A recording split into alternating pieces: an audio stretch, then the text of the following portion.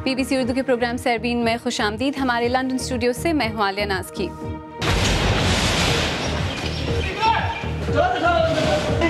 India और पाकिस्तान में working boundary और लाइन ऑफ कंट्रोल पर 3 दिन से फायरिंग और गोलाबारी का तबादला, निशाने पर आम शहरी। शामी कस्बे कोबानी पर दौलत इस्लामिया के बढ़ते कदम रोकने के लिए अमरीका और इत्तेहादियों के फजाई हमले, जबकि तुर्की के किरदार पर कुर्दों का शदीद एहतजाज।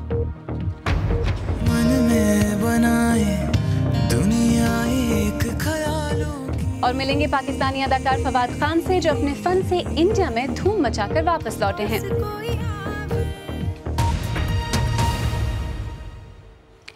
पाकिस्तान और इंडिया की अफवाज के दरमियान एक बार फिर महाज गर्म है और जाए वक़ुआ रिवायती ही है, यानी खित्ते जम्मू और कश्मीर और वर्किंग बाउंड्री, जो दोनों मुल्कों के फौजियों की बाहमी गोलाबारी और शेलिंग से गूंज रहे हैं।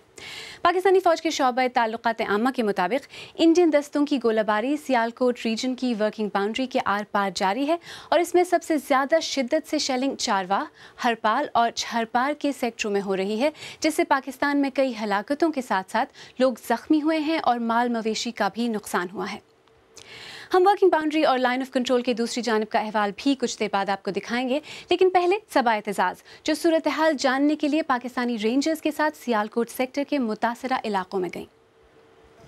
इस वक्त मैं सियालकोट के चारवा सेक्टर में मौजूद हूँ। ये धमाल गांव है, ये फ्रंटियर के सबसे करीब इलाका है। आप मेरे पीछे देख सकते हैं, ये पाकिस्तान और भारत की वर्किंग बाउंड्री है। इस तरफ ईद के दिन भारत की जानिब से आने वाली शेलिंग और फायरिंग का सबसे बड़ी कीमत चुकानी पड़ी इस गांव के लोगों को। जगह जगह से लोग हमें दिखा रहे हैं ये शेल्स के टुकड़े और मोटर्स के कुछ पीसेस, और आप देख सकते हैं इस घर की दीवारों पर निशानात एक भारी नौयत के मोटर के।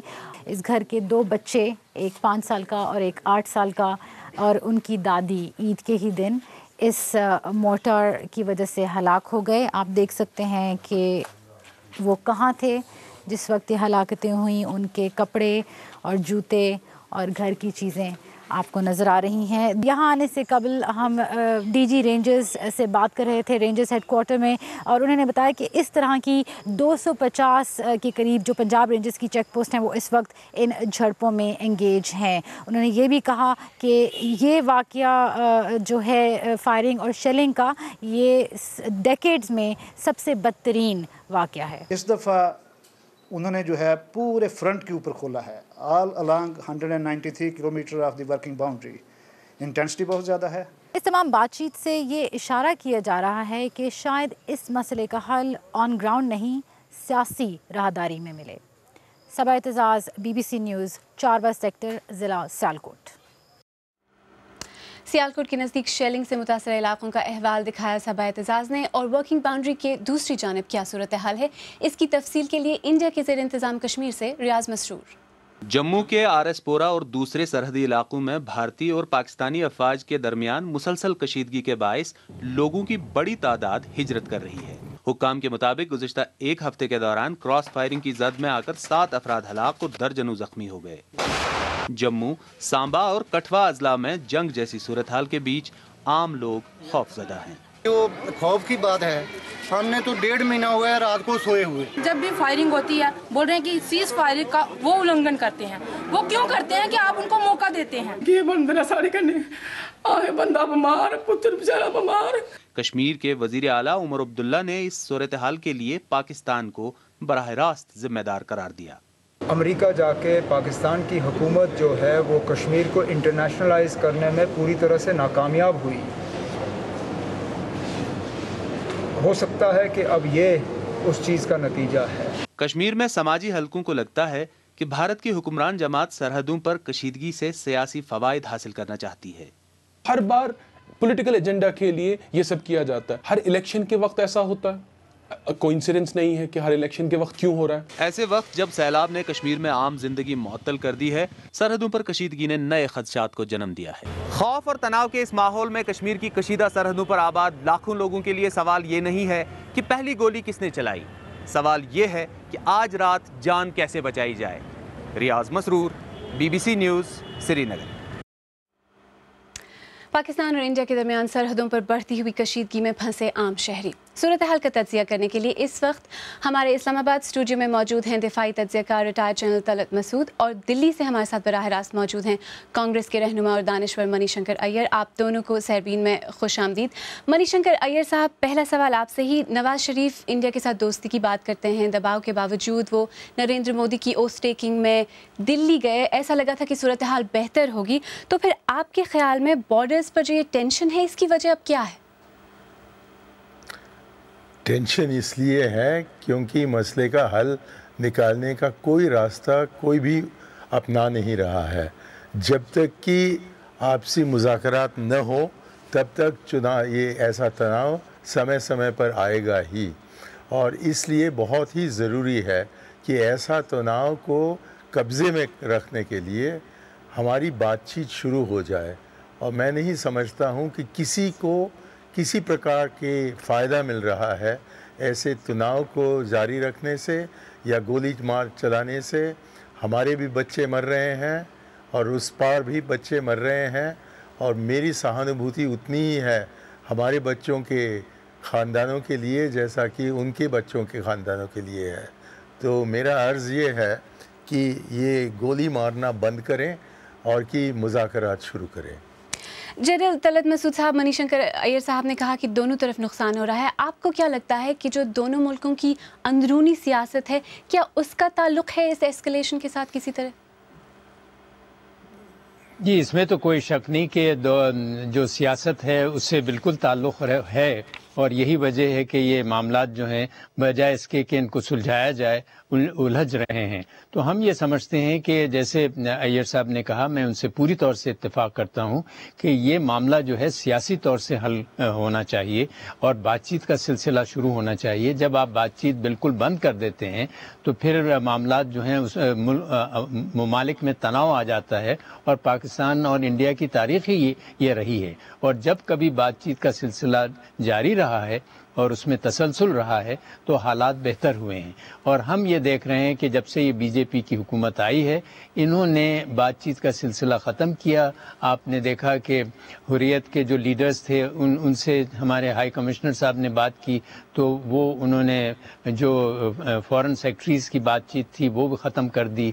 और इसी तरीके से आपने देखा कि जिस किस्म के बयानात आ रहे हैं इंडिया से, हालांकि नवाज शरीफ साहब जो हैं एक लिहाज से अपनी पॉलिटिकल यानी उन्होंने गैम्बल किया है एक हद तक के इस हद तक वो आगे बढ़े हैं कि उन्होंने जो एस्टेब्लिशमेंट है उसको उन्होंने खफा भी किया, लेकिन इसके बावजूद उन्होंने ये कदम उठाया। लेकिन वहाँ से जवाब ठीक नहीं आ रहा है इंडिया से इस वक्त। मैं इल्ज़ाम तराशी नहीं कर रहा हूँ, लेकिन ये हकीकत है। जी जनरल साहब, आपसे बात जारी रखेंगे, लेकिन मनीशंकर अय्यर साहब, आपको क्या लगता है कि ये एस्केलेशन, जो लेटेस्ट एस्केलेशन है, इसकी बुनियादी वजह क्या हुई? बुनियादी वजह यही है जो कि मैंने पहले कहा था कि तनाव रहेगा ही जबकि बातचीत होती नहीं है। अब नवाज शरीफ साहब हिंदुस्तान आए मई महीने में, बताया जा रहा है यहाँ, मेरे पास कोई सबूत नहीं है कि उनको बताया गया था कि हालांकि पहले हुर्रियत से वो बातचीत करते थे, भारत से बातचीत करने के पहले, कि अब इस सिलसिले को बंद करें। मुझे नहीं पता कि ऐसा हुआ या नहीं, ये बात खुलेआम नहीं आया था इसके पहले। फिर 8 अगस्त को खुलेआम बताया गया था कि हुर्रियत से बातचीत करेंगे हमारे पाकिस्तान के हाई कमिश्नर साहब हमारी फॉरेन सेक्रेटरी की मुज़ाकरात के पहले। लेकिन 18 तारीख को कहा गया हमारी तरफ से कि यदि आपने उनसे बात की तो हमारे मुज़ाकरात को हम बंद कर रहे हैं। अब मुझे नहीं लगता है कि फॉरेन पॉलिसी को इस तरीके से चलाना चाहिए, और मैं अपनी सरकार से बिल्कुल सहमत नहीं हूँ। लेकिन साथ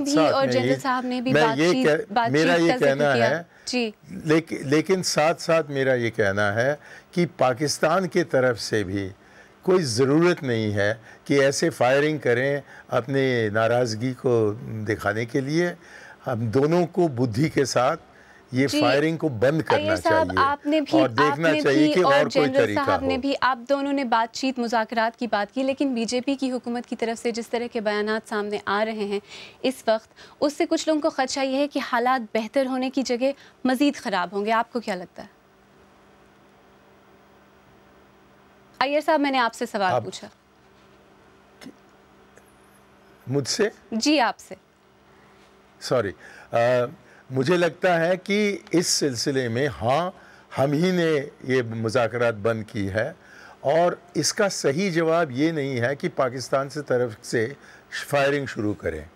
अब मैं इससे कोई मतलब नहीं रखता है कि किसने फायरिंग शुरू की, लेकिन इसको बढ़ाते जाना दोनों तरफ से, ये मैं समझता हूँ कि गलत बात है, क्योंकि एक हद पर हाथ से कब्जे से निकल जाएगा, नियंत्रण से निकल जाएगा, और जंग का भी एक संभावना है। दिल्ली तो से जी बहुत शुक्रिया। दिल्ली से मणिशंकर अय्यर साहब और इस्लामाबाद से जनरल तलत मसूद साहब, हमसे बात करने का बहुत बहुत शुक्रिया। वक्त की कमी की वजह से आपसे राब्ता मुनक़ता करना पड़ेगा, बहुत शुक्रिया। आप BBC उर्दू का प्रोग्राम सरबीन देख रहे हैं। प्रोग्राम में आगे चलकर देखिएगा, कोबानी को बचाने के लिए इत्तेहादी अफवाज की दौलत इस्लामिया के जंगजुओं के खिलाफ अब तक की सबसे मौसर कार्रवाई। नींद उड़ जावे, चैन छट जावे। और मिलेंगे पाकिस्तानी अदाकार फवाद खान से, जो बॉलीवुड में दिल जीत कर पाकिस्तान लौटे हैं।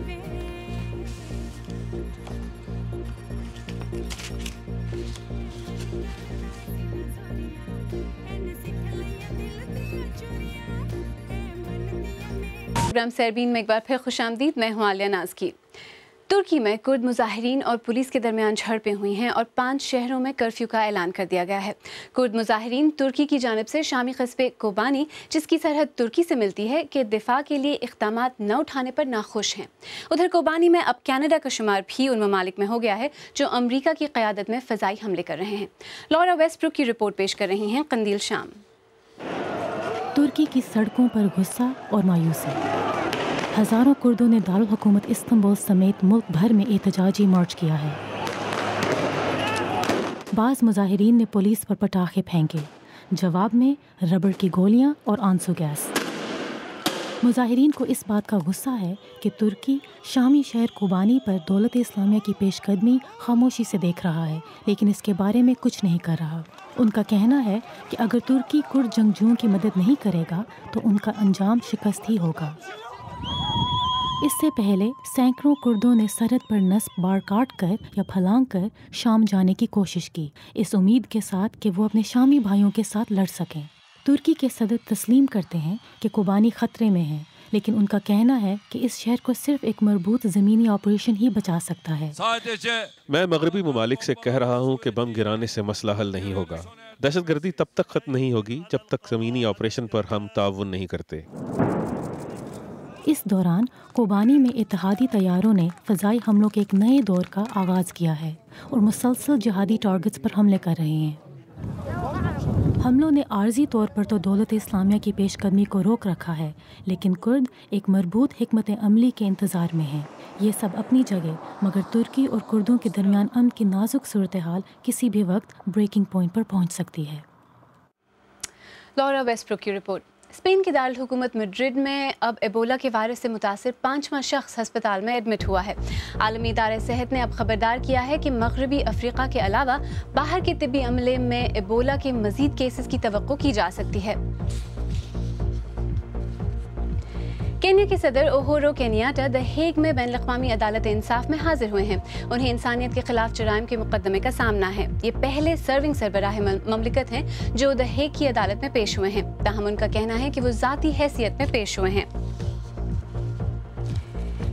क्या आप अंदाज़ा लगा सकते हैं कि ये हीरा ऑक्शन पर कितने का बिका? 1 करोड़ 80 लाख डॉलर। इसके साथ दुनिया में सबसे महंगे गुलाबी हीरों का रिकॉर्ड टूट गया है। ये 8.4 कैरेट का हीरा हांगकांग में एक नामालूम ग्राहक को बेचा गया। अगर आप आज का प्रोग्राम दोबारा देखना चाहें तो अब हमारे YouTube चैनल youtube.com/BBC उर्दू पर भी देख सकते हैं। हमारे चैनल को सब्सक्राइब करना न भूलें। पाकिस्तानी एक्टर फवाद खान वैसे तो पाकिस्तान में बहुत मकबूल हैं, लेकिन इंडियन फिल्म खूबसूरत से बॉलीवुड में कदम रखने के बाद अब वो इंडिया में भी पसंद किए जाने लगे हैं। हमारे नामानिगार रियाज सुहेल ने उनसे पूछा कि पाकिस्तानी फिल्मी सन्नत बॉलीवुड के मुकाबले में कहाँ खड़ी है। शायद हम कह सकते हैं कि हाँ, अब रेस स्टार्ट हुई है, और ये मैं कहूँगा कि एक तरह से अब पाकिस्तानी सिनेमा का रिवाइवल है। पहले साल में कंपेयर करना मुश्किल है दोनों सिनेमास को। स्ट्रेंथ बहुत है, बहुत बेहतरीन उम्दा काम बन रहा है, एक्सीडिंग एक्सपेक्टेशंस, और कुछ लिहाज से तो आई थिंक जो एक्शन ख़ास तौर पे जो कवर किया जा रहा है that is being done in a very original way. लेकिन हिंदी फिल्म इंडस्ट्री 100 साल से है, कायम दायम है, कंटिन्यूसली काम करती रही है, और एक ऐसी दुनिया की सबसे बड़ी इंडस्ट्री है जो कि इतना बड़ा आउटपुट ऑफ फिल्म्स देती है। तो वहाँ पर मुझे लगता है कि एक मैकेनिज़्म ऑफ फिल्म को बनाना वो मतलब लोग उसके आदी हो चुके हैं, बहुत यूज्ड टू हो चुके हैं, वो जिसको आप कहते हैं ना कि एक डेली रूटीन बन चुकी है वहाँ पर। सो यहाँ पर फिल्म बनाने में थोड़ा वक्त ज़्यादा लगता है। फाइनेंशियल जो है आई थिंक इन्वेस्टमेंट भी जो है उतनी नहीं है, we can't compare our financial investment to their. So I think within the limited tools that Pakistani cinema is working with, it is doing genius work, absolutely genius work, और उम्मीद है कि आने वाले 1-2 साल के अंदर उसी तरह स्ट्रेंथ में भी मैच करना शुरू कर जाएगी। सोनम कपूर के साथ काम करने का एक्सपीरियंस कैसा रहा आपका? बहुत अच्छा रहा। Sonam Kapoor I think she is a gem of a person.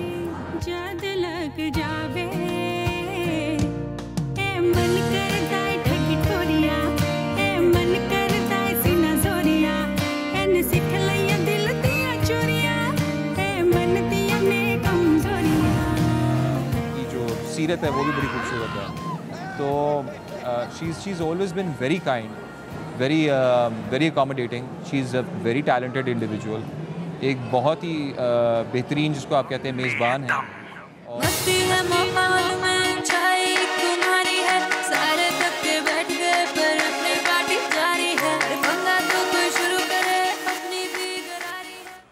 Pakistani अदाकार फवाद खान से रियाज सुहेल ने बात की।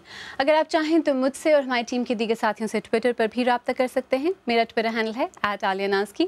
इसके साथ ही सरबीन इख्तिताम को पहुंचा। प्रोग्राम में पेश होने वाले मौज़ूआत पर अगर आप अपने ख्यालात का इजहार करना चाहें तो फेसबुक और ट्विटर पर हमारे सफ़े हाजिर हैं।